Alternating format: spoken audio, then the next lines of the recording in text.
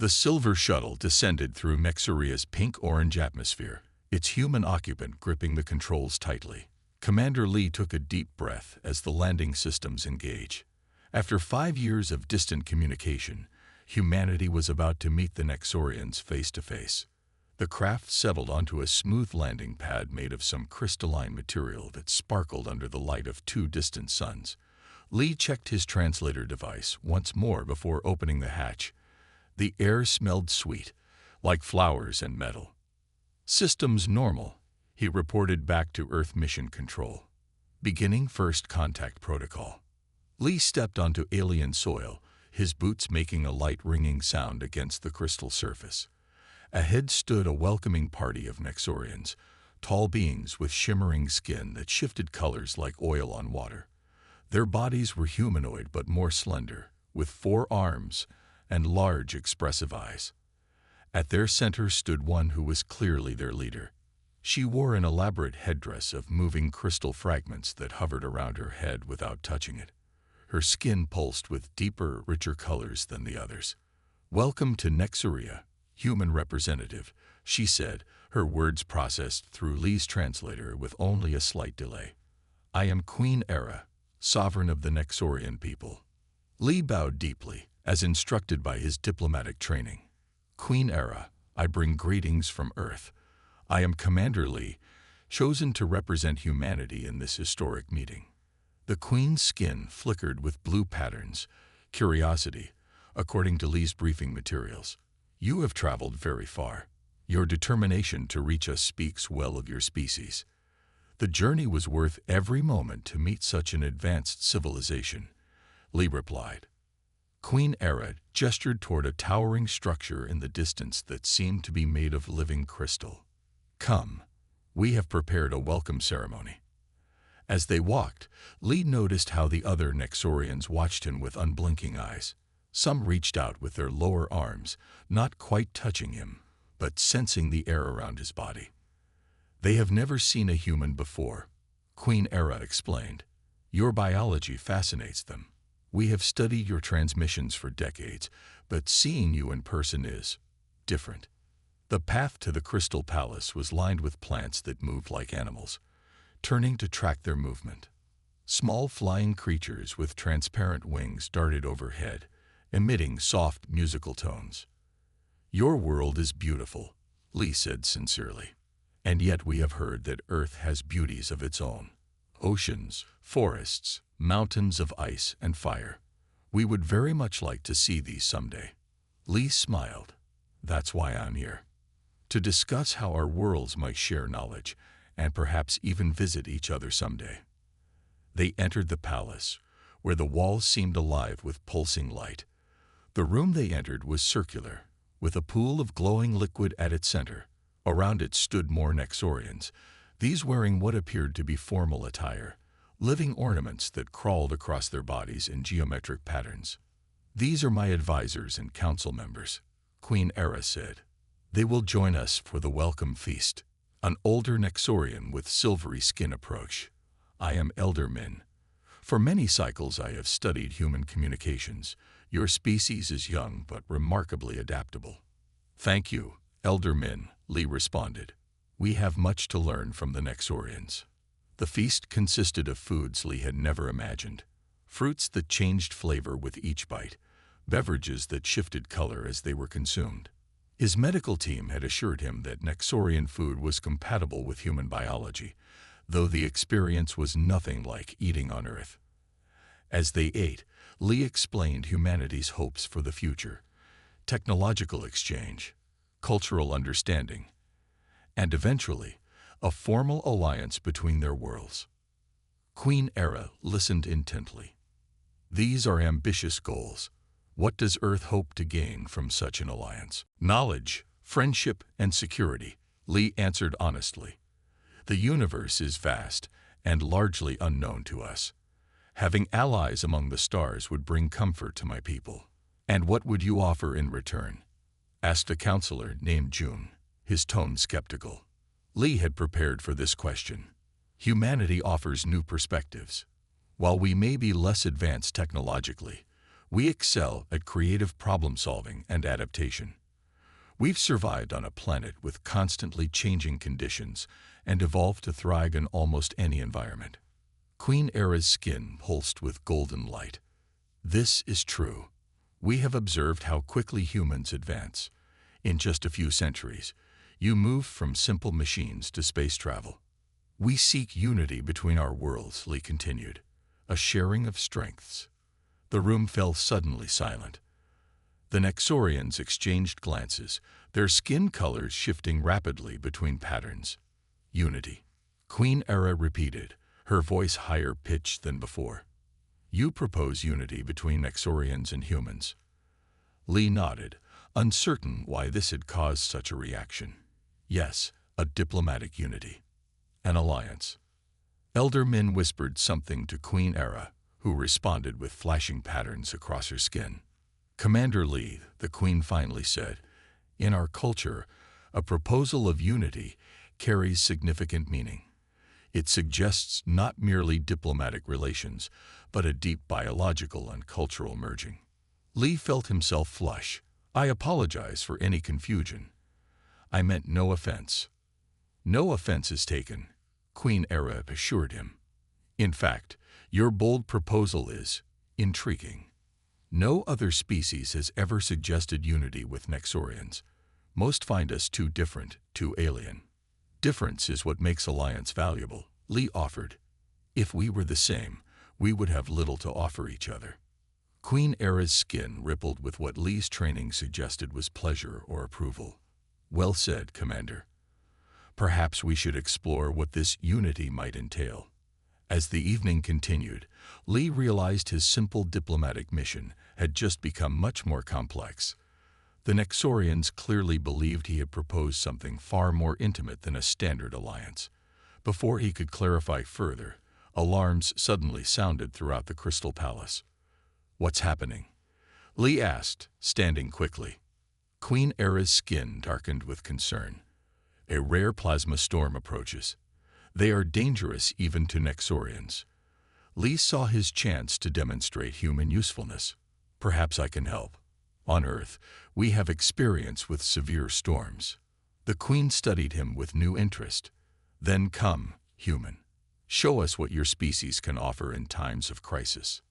As they hurried from the feast hall, Lee knew this unexpected challenge might be exactly what humanity needed to prove their worth as allies, or whatever the Nexorians thought they had proposed to become. The plasma storm had passed, but Lee found himself in the middle of a different kind of storm, one of Nexorian politics. 2 days after his arrival, he stood before the full Nexorian council in their great chamber, a vast room where the ceiling mimicked the sky outside, currently displaying swirling nebula and distant stars. The human proposes unity. Elder Min announced to the assembled council members. His silver skin flashed with patterns Lee couldn't interpret. We must decide if Earth deserves such an honor. Lee shifted uncomfortably.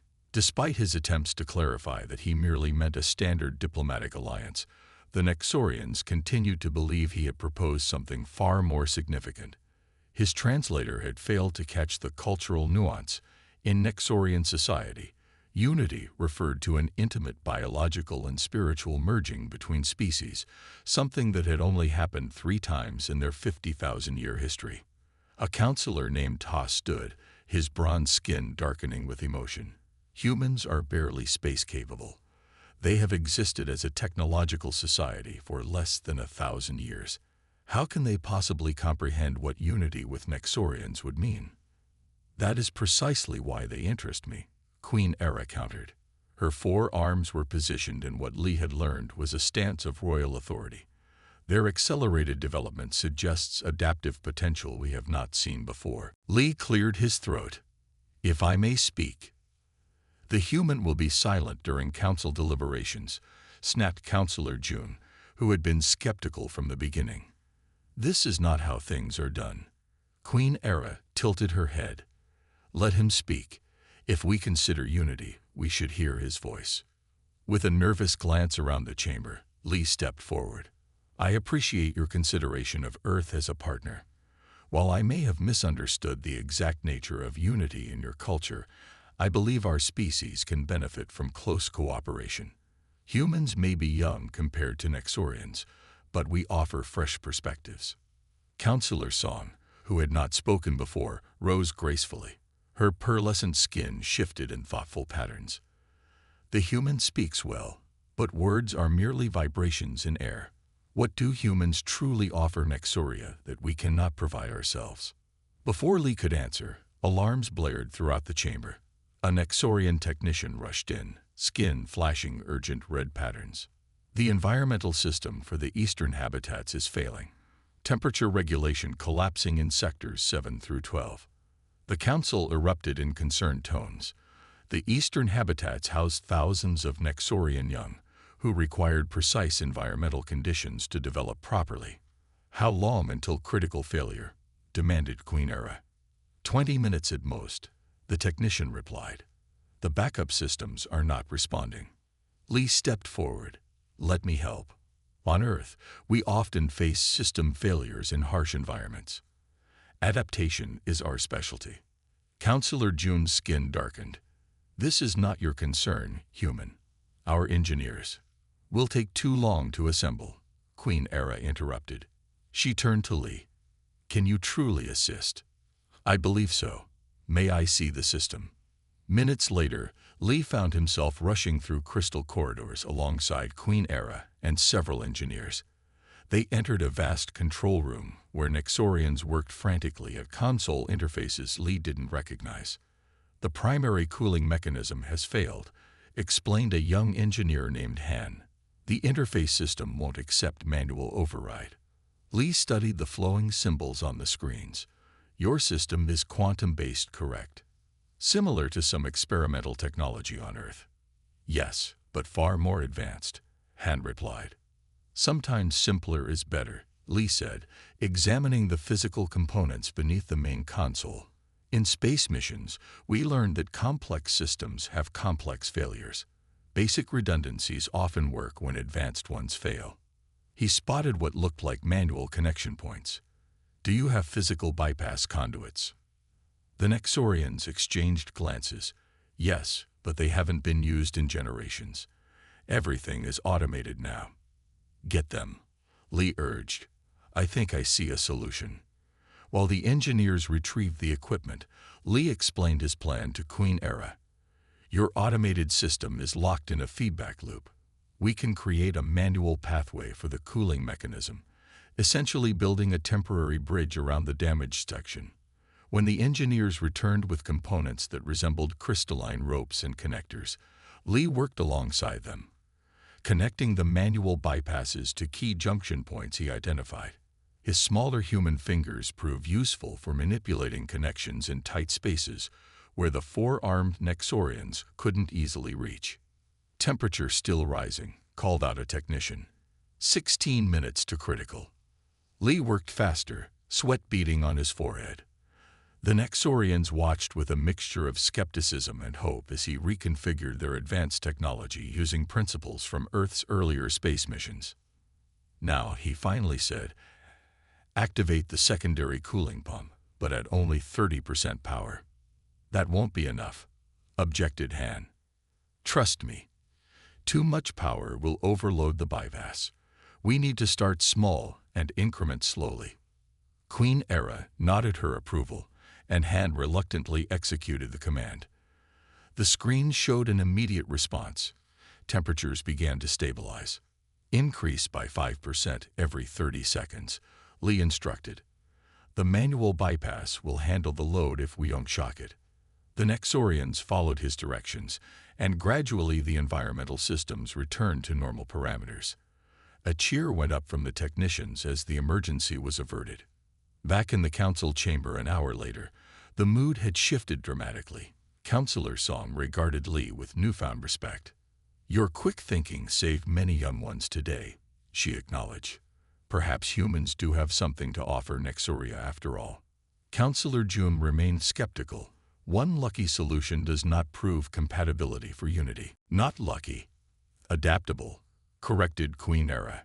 Her skin rippled with what Lee had learned was a pattern indicating deep thought. Humans approach problems differently than we do.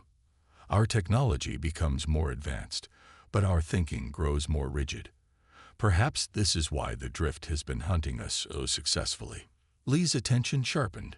The drift? What is that? The counselors exchanged nervous glances. A cosmic threat, Queen Era explained after a pause. A phenomenon that has destroyed 3 Nexorian colony worlds already. We detect it too late, think too similarly to outsmart it.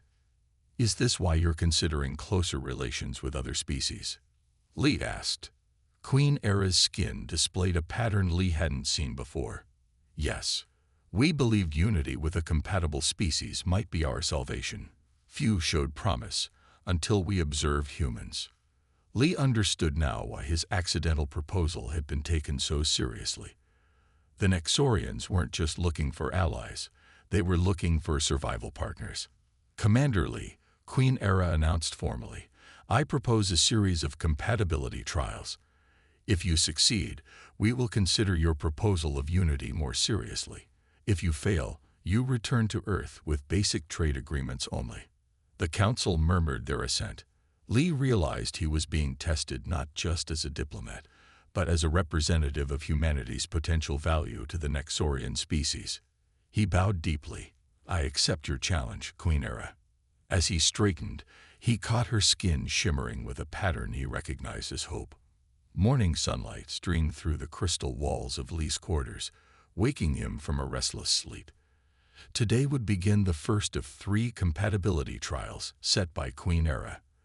Though he still hadn't fully explained the misunderstanding about unity, Lee realized these trials offered Earth an unprecedented opportunity for alliance with the advanced Nexorians. A soft chiming announced the arrival of his guide. Han, the young engineer from the environmental crisis, entered with a formal bow. Commander Lee, the first trial awaits. Are you prepared? Lee nodded, adjusting his Earth uniform. As ready as I'll ever be. What exactly am I facing today? Han's skin rippled with what Lee had learned was amusement. If I told you, it would defeat the purpose. The trials test natural responses, not prepared ones. They traveled by hovering transport to a massive domed structure at the edge of the city. Inside, council members and various Nexorian officials had gathered to observe. Queen Era sat on an elevated platform, her headdress more elaborate than before. Commander Lee, she announced as he entered, your first trial will test physical compatibility. Nexorians live in environments humans would find challenging. If our species are to achieve unity, we must know if humans can adapt to our world. A section of floor slid open, revealing a descending staircase. Han gestured for Lee to follow. The trial chamber simulates Nexoria's deep caverns, Han explained as they descended. Gravity is 3 times stronger than what you experience on the surface or on Earth. The air is thinner. You must retrieve a crystal sphere from the center and return it to the surface. Lee felt the increased gravity immediately as they reached the bottom of the stairs. His legs strained with each step, and breathing required more effort. You have 1 hour, Han said, retreating back up the stairs. May your adaptability serve you well. Alone in the chamber, Lee surveyed his surroundings. The cavern stretched before him, illuminated by bioluminescent growths. The increased gravity made every movement taxing. His Earth training had prepared him for varied gravities, but not for extended periods. He began moving forward carefully, conserving energy. The path wound through crystal formations that seemed to shift and change. Several times he had to backtrack when passages closed behind him. The environment responds to your presence. Queen Era's voice echoed through the chamber, just as Nexorian environments respond to biological signals. Lee realized the crystal formations were reacting to his body temperature and perhaps even his heartbeat. When he moved quickly, passages sealed. When he calmed himself and moved deliberately, new paths opened. Adapting his approach, Lee regulated his breathing and maintained a steady pace. The crystal formations began shifting in predictable patterns, allowing him to progress deeper into the cavern. In the central chamber, he found the crystal sphere floating above a pool of shimmering liquid. The gravity here felt even stronger, making it difficult to stand upright. Many species would use brute force, observed Queen Era's voice. What will humans do? Lee studied the sphere and the pool. Direct retrieval seemed impossible. The gravity would pull him into the liquid, which he suspected was dangerous. Looking around, he noticed small crystal fragments that matched the sphere's composition. Drawing on Earth physics, Lee carefully gathered several fragments and tossed one near the sphere. It was immediately drawn to the larger crystal, attaching itself and making the sphere slightly heavier. Lee continued this process, systematically adding weight until the sphere slowly descended, eventually settling at the edge of the pool within reach. Carefully retrieving it, Lee began the arduous journey back, the heavy sphere adding to his burden against the intense gravity. His muscles screamed in protest, but he maintained his steady pace, using the crystal's resonance to help predict the shifting passages. When he finally emerged at the surface, exhausted but triumphant, the assembled Nexorian's skin flickered with surprise patterns. Impressive, Queen Era acknowledged. Most species attempt to power through the cavern. You adapted to its nature instead. Lee handed her the sphere, his arms trembling from exertion. Sometimes strength isn't the answer. Rest tonight, the Queen instructed. The second trial awaits tomorrow. The next morning, Lee was taken to what appeared to be a vast greenhouse filled with Nexorian plants. Some towered overhead, while others moved like animals across the ground. Counselor Song greeted him. Our second trial tests environmental compatibility. These plants release compounds toxic to most non-Nexorian life. You must remain here for 3 hours and collect samples from specific plants. Lee was given a breathing mask and protective gloves, along with a sample collection kit. The mask will provide limited protection, but it cannot filter everything. Song explained. Your natural responses will determine your success. As soon as Lee entered the main greenhouse, his exposed skin began to tingle unpleasantly. The air, despite the mask, made his eyes water. The plants themselves seemed to react to his presence, some recoiling while others leaned closer. Lee remembered his xenobiology briefings. If these plants were anything like Earth species, they likely communicated through chemical signals. He noticed that when he stood still, the plants became less agitated. When he moved quickly, they released more visible spores. Adapting again, Lee began moving slowly and deliberately, pausing between movements. The plants gradually became less reactive, releasing fewer toxins in his presence. He collected the required samples, carefully observing how each plant responded to different approaches. By the final hour, he had developed a rhythm that allowed him to move through the greenhouse with minimal plant reaction. Queen Era met him at the exit, her skin glowing with interest. You learned to speak to them, in a way. Not speak exactly, Lee explained, removing his mask. But I recognize they respond to perceived threats. By moving predictably, I became part of their environment rather than an invader. The final trial begins at sunset, Queen Era informed him. It will be different from the others. As dusk fell over Nexoria, Lee was brought to a small chamber within the palace. The room was bare except for 2 crystal chairs facing each other. Queen Era waited alone. The third trial tests mental compatibility. Nexorians are partially telepathic within our species. True unity would require some form of mental connection. Lee felt a flutter of nervousness. I should tell you, humans don't have telepathic abilities.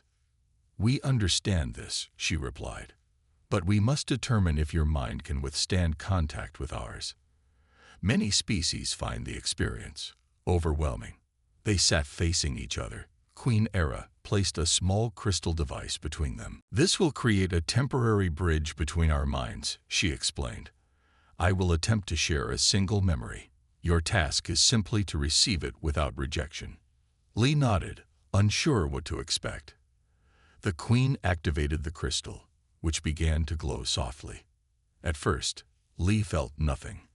Then gradually, he sensed a presence, alien yet somehow familiar. Colors and sensations he had no words for began filtering into his consciousness. He instinctively tensed, his mind resisting the unfamiliar intrusion. "Don't fight it." Queen Era's voice came both aloud and inside his mind. "Accept but maintain your sense of self." Lee forced himself to relax, allowing the alien presence to exist alongside his own consciousness rather than trying to incorporate or reject it. A memory began to form. Queen Era as a young Nexorian, witnessing her first sunrise on a colony world. The emotions were complex but recognizable: wonder, pride, responsibility. When the connection faded, Lee found himself breathing heavily, but smiling. "You maintained your identity while accepting mine," Queen Era observed, her skin pulsing with approval patterns. Most non-telepathic species either reject the connection entirely or become lost in it. "It was beautiful," Lee admitted. "Different, but not incomprehensible." Queen Era rose. "The trials are complete. The council will deliberate on your performance." Back in the council chamber, Lee stood before the assembled Nexorians, waiting for their judgment. "The human has shown remarkable adaptability," Elder Min acknowledged. "Physical, environmental, and even mental." "But is it enough for true unity?" questioned Counselor June. Queen Era's skin displayed authoritative patterns. "Commander Lee has demonstrated qualities no other species has shown in our trials. As the drift approaches, we must consider new possibilities." She turned to Lee. "You have proven humans possess compatibility potential. Now we must face the true test. Can our species work together against a real threat?" Lee straightened. "What exactly is this drift you keep mentioning?" Queen Era's skin darkened. "It is time you knew. The drift is coming, not just for Nexoria, but for Earth as well." Lee stood before a vast holographic display in the Nexorian Central Command Center. Queen Era manipulated the controls with her 4 arms, bringing up images that made his blood run cold. "This is what remains of Nexoria's outer colony on Talith Prime," she explained, showing a barren, fractured planet. 3 years ago, it was home to 2 million Nexorians. The drift consumed it in less than a day. The display shifted to show what looked like a dark, swirling cloud moving through space. Unlike normal cosmic phenomena, this mess seemed to have patterns, almost like intelligence. "The drift is not a natural occurrence," Queen Era continued. "It's a space-time anomaly that feeds on organized matter. It specifically targets worlds with advanced civilizations, drawn to complex energy patterns and technology." Elder Min stepped forward, his silver skin pulsing with grim patterns. "We first detected it a decade ago when it consumed a small research outpost. Since then, it has grown larger and faster with each world it absorbs." Lee studied the data scrolling beside the images. "And you believe it's heading toward both our worlds?" "Yes," confirmed Counselor Song. "Our long-range sensors detected it changing course 2 months ago. It will reach Nexoria in approximately 30 days. Earth would be roughly 15 days after that." The reality of the situation hit Lee like a physical blow. This wasn't just about diplomatic relations anymore. Both their species faced extinction. "Why didn't you tell Earth about this threat immediately?" Lee asked, trying to keep accusation from his voice. Queen Era's skin displayed apologetic patterns. "We have warned 3 other species in the past. All responded with panic, military aggression, or disbelief. None survived. We needed to assess if humans were different before sharing this burden." Lee nodded slowly, understanding their caution. "What defenses have you tried?" The display changed to show various weapons and energy shields failing against the drift. Physical barriers shattered. Energy weapons passed through it without effect. Even attempts to divert it with gravitational technology had failed. "The drift adapts," explained Han, who had joined them at the console. "Whatever we try, it learns to counter. It's as if it can read our defensive plans before we implement them. That's why the Unity proposal excited us," Queen Era said softly. "Nexorians think as one. Our telepathic nature means our strategies follow predictable patterns. But humans think differently. Your chaotic creativity might be exactly what we need. Lee studied the data more carefully. You said it's drawn to complex energy patterns. What about simple ones? The Nexorians exchanged glances. We haven't tried primitive technology, admitted Counselor June. It seemed illogical to use lesser tools against a superior threat. Sometimes the oldest solutions work best, Lee suggested. On Earth, we found that simple analog technology is immune to certain types of digital attacks. What if we created a hybrid defense? Nexorian advanced systems guided by human unpredictability, but delivered through basic mechanisms. Queen Era's skin brightened with interest. Explain. For the next several hours, Lee and the Nexorian scientists developed a new approach. They would create a network of simple reflective satellites positioned throughout the solar system. Each would be powered by basic solar energy, with minimal complex technology. The satellites would be positioned according to human-designed random patterns, rather than Nexorian mathematical precision. The key is unpredictability, Lee explained. If the drift adapts to patterns, we give it none to adapt to. Over the following days, Lee worked tirelessly alongside Nexorian engineers. They constructed thousands of simple satellites using both human designs and Nexorian materials. The Nexorians were initially confused by Lee's seemingly chaotic approach to positioning, but gradually began to see the method in what they had perceived as madness. Your species truly thinks differently, Han observed as they worked side by side. Where we see mathematical elegance, you see creative possibilities. Different doesn't mean better, Lee replied. Just different. That's why we complement each other. As the network neared completion, Queen Era summoned Lee to a private meeting. Her quarters were simple despite her royal status, filled with living crystal formations that hummed softly. Our scientists believe the defense system has a 43% chance of success, she said without preamble. Higher than any previous attempt, but still uncertain. Lee nodded. Those are better odds than doing nothing. There is another option.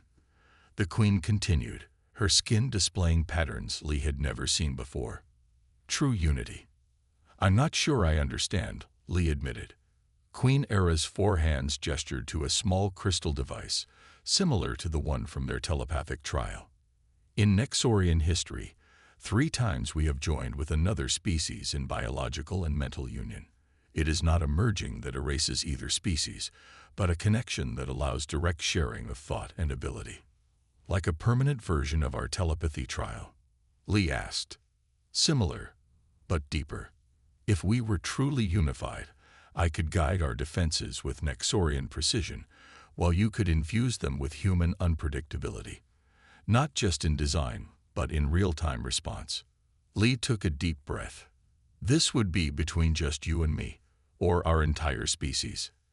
It begins with 2 representatives, traditionally leaders of each species.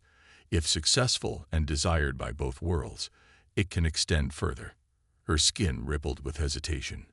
I would not suggest this if the threat were less severe.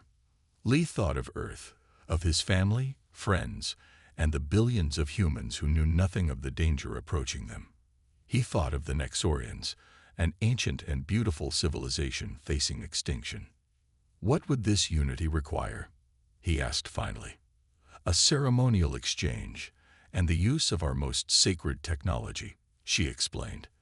The process takes hours and cannot be reversed. Before Lee could respond, alarms blared throughout the palace. Han burst into the room, his skin flashing urgent patterns. The drift has accelerated. Our outer sensors detected approaching the heliopause. How long? Demanded Queen Era. 3 days, not 30, Han replied, his voice trembling. It's as if it sensed our preparations. Queen Era turned to Lee, her 4 hands forming a formal gesture. We have no time for further deliberation. Earth and Nexoria face the same threat. Will you stand with us as allies, Commander Lee? Lee straightened his shoulders. More than allies. Partners. Your people have the technology. Mine have the unpredictability. Together, we might have a chance. In the command center, the final preparations accelerated to desperate pace. The satellite network was deployed, though only partially complete. Nexorian ships positioned the remaining units while Lee coordinated from the surface, implementing last-minute changes to the deployment pattern. "The drift has entered the outer solar system," reported a sensor technician. "It moves faster than previously recorded." On the main display, Lee watched as the dark mass approached. It seemed to pulse and shift, almost as if testing for resistance. The first line of satellites activated, creating a complex interference pattern designed by the human Nexorian team. For a moment, the drift paused. "It's working," exclaimed Han. Then the mass surged forward, enveloping and consuming the first defensive line within seconds. "It's adapting too quickly," Queen Era observed, her skin darkening with concern. The basic technology slowed it, but not enough. Lee studied the pattern of the attack. "It's following the most efficient path, exactly what a Nexorian would calculate. We need to think less logically." With quick commands, Lee reorganized the remaining satellites into a seemingly random configuration that defied mathematical optimization. The Nexorians watched in confusion as he deliberately placed resources in inefficient positions. "Trust me," he told them. "If it thinks like you, we need to stop thinking like you." As the drift approached the second defensive line, the erratic arrangement of satellites activated. The chaotic pattern of energy reflection momentarily disrupted the entity's advance. "It's working," breathed Queen Era. But for how long? Lee watched intently as the drift began probing the defenses, searching for patterns to exploit. "Not long enough. We need something more." He turned to Queen Era. Decision made. "The unity you spoke of, can it be done quickly?" Her skin brightened with surprise. "Yes, but..." "Then let's do it. Now, while the defenses hold." The ancient chamber deep beneath the Nexorian palace glowed with soft blue light emanating from crystal formations that lined the walls. Lee followed Queen Era through a narrow passageway, acutely aware that few non-Nexorians had ever seen this sacred place. Behind them came Elder Min and Counselor Song, bearing ceremonial items for the Unity ritual. "We have little time," Queen Era said, as they entered a circular room with a pool of shimmering liquid at its center. "The satellite network will hold the drift for 3 hours at most. The Unity must be completed before then." Lee nodded, trying to calm his racing heart. The decision to undergo this permanent bond had not been made lightly, but with both Earth and Nexoria facing extinction, there seemed no other choice. "What do I need to do?" he asked. Queen Era gestured to the pool. "The essence of unity contains particles that can form neural bridges between different species. It will allow our minds to connect while maintaining our individual identities." Elder Min stepped forward, holding out white ceremonial garments. "You must wear these. They conduct the essence more effectively." Lee changed into the simple robe, noting that its material felt both like silk and metal at the same time. Queen Era had also donned a white garment, her royal headdress removed for the first time since Lee had met her. Without it, she looked younger, more vulnerable. "Once we enter the pool," she explained, "our minds will begin to connect. The process cannot be stopped once it begins. You must remain open to the connection without losing yourself within it. Like the telepathy trial, but deeper," Lee said, remembering. "Much deeper," Queen Era confirmed. "Are you certain, Commander Lee?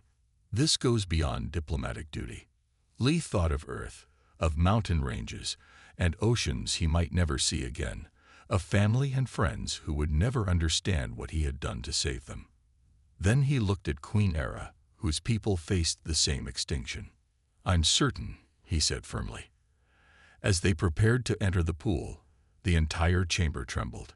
Crystal fragments fell from the ceiling. "The drift has broken through the outer defensive ring faster than anticipated," reported Han through a communication device. 2 hours remaining at current consumption rate." Queen Era's skin displayed urgent patterns. "We must hurry." They stepped into the pool together. The liquid was warm and tingled against Lee's skin, seeming to pulse in time with his heartbeat. As they waded deeper, Queen Era took his hands in two of hers, her lower arms creating patterns in the liquid around them. "Repeat after me," she instructed. "I offer my mind freely, maintaining myself while accepting another." Lee repeated the words, feeling a strange warmth spreading from his hands where they touched hers. Elder Min and Counselor Song began a melodic chanting around the pool's edge, their voices creating harmonies that made the liquid vibrate with increasing intensity. "Now we submerge," Queen Era said. "The unity begins." Together, they sank beneath the surface. The liquid filled Lee's ears, yet strangely, he could still breathe. As the essence surrounded him completely, Lee felt the first tendrils of another consciousness touching his mind. Unlike the limited telepathy trial, this connection grew rapidly more profound. Images and sensations flooded him. Queen Era's childhood on Nexoria, her ascension to leadership, her fears for her people. Alongside these memories came understanding of Nexorian science, culture, and ways of thinking. Mathematical precision and patterns revealed themselves to him with crystal clarity. For a moment, Lee felt himself slipping away, the alien consciousness threatening to overwhelm his human identity. He fought to remember himself, Earth's blue oceans, his family's faces, the chaotic beauty of human art and music. "Hold on to yourself while accepting me," Queen Era's voice echoed in his mind. "Find the balance." Lee focused on the concept of partnership rather than surrender. Gradually, a new kind of awareness formed. He remained himself, yet he could access Queen Era's knowledge and perceptions, like opening different rooms in a familiar house. When they finally emerged from the pool, something fundamental had changed. Lee could sense Queen Era's presence in his mind, a constant companion yet distinct from his own thoughts. Through her eyes, he could see the energy patterns of the world around them. Through his perception, she experienced human intuition and creativity. "The unity is complete," Elder Min announced, his skin displaying patterns of awe that Lee could now interpret without his translator. "Faster than any in our history." Another tremor shook the chamber, more violent than before. "The second ring of defenses has fallen," Han reported. "The drift accelerates toward the inner system. We must return to the command center," Queen Era said, both aloud and directly into Lee's mind. As they hurried back, Lee found he could understand the Nexorian control systems intuitively now. The mathematical principles that had seemed alien before were clear to him, while Queen Era grasped his concepts of random patterning with new appreciation. In the command center, chaos reigned. The main display showed the drift consuming the carefully placed satellites, adapting to each new configuration within minutes. "It's learning too quickly," Counselor Jun said, his skin dark with despair. "Even your human randomness cannot confuse it for long." Lee shared a glance with Queen Era, a complete strategic conversation passing between them in seconds through their new bond. "We've been thinking about this wrong," Lee announced. "We've been trying to stop the drift or redirect it. But what if we could change it instead?" Through their shared consciousness, Lee accessed Nexorian quantum theories while applying human lateral thinking. Queen Era simultaneously guided him through the technical implementation that would have taken him weeks to understand before. "The drift feeds on ordered energy," Lee explained to the confused council. "It expects resistance or surrender. Binary options. But what if we gave it something else entirely?" Working as one, Lee and Queen Era reconfigured the remaining satellites. Instead of creating barriers, they'd programmed them to emit specific quantum resonance patterns, patterns that mimicked the drift's own structure, but with subtle variations. "We're going to give it indigestion," Lee said with a smile that Queen Era shared. As the drift approached the inner system, the reconfigured network activated. Instead of resisting, the satellites broadcast energy patterns that resonated with the drift's own structure. At first, nothing seemed to happen. Then, gradually, the massive entity began to pulse erratically. "It's working," Queen Era said, her skin bright with hope patterns. The dissonance is disrupting its cohesion. On the display, the drift began to fragment, portions breaking away and dissolving into normal space. Its advance slowed, then halted altogether. After an hour of continued broadcast, the entity had dissipated completely, leaving only harmless particles drifting through space. 3 days later, representatives from both planets gathered in the Grand Hall of Unity. Earth's emergency diplomatic team had arrived after receiving transmissions about both the threat and its defeat. They stared in amazement at Lee, who now bore faint patterns on his skin similar to Nexorian color shifts. "Commander Lee has saved both our worlds," Queen Era announced to the assembled dignitaries. "Through true unity, we found a solution neither species could have discovered alone." Earth's ambassador stepped forward cautiously. "We are grateful, but concerned about this change in Commander Lee. What exactly has happened to him?" Lee smiled. "I remain human, Ambassador. But I am also something more now, a bridge between our species. The first of many, we hope," added Queen Era. "Today we formalize a proposal of alliance between Earth and Nexuria, not merely as trading partners, but as evolutionary companions."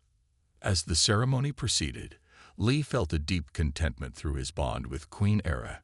What had begun as a diplomatic misunderstanding had transformed into something neither of them could have imagined, a new path forward for both their species. "Unity doesn't mean erasing differences," Lee said to the assembled representatives. "It means finding strength in them. Apart, our worlds were vulnerable. Together, we are greater than the sum of our parts." The formal alliance document was signed by representatives of both worlds. As the first human Nexorian ambassador, Lee would return to Earth briefly to help humanity understand their new allies. "Will it be strange?" Queen Era asked privately through their mental link, "returning to a world where no one else shares what you now experience?" Lee smiled, taking one of her hands in his. "I'll never truly be alone again. Neither of us will." Outside the palace windows, Nexoria's twin suns set over the crystal spires of the city, their light reflecting in patterns that both humans and Nexorians found beautiful, though for entirely different reasons. In that shared appreciation of beauty across difference, perhaps, lay the true promise of their new alliance.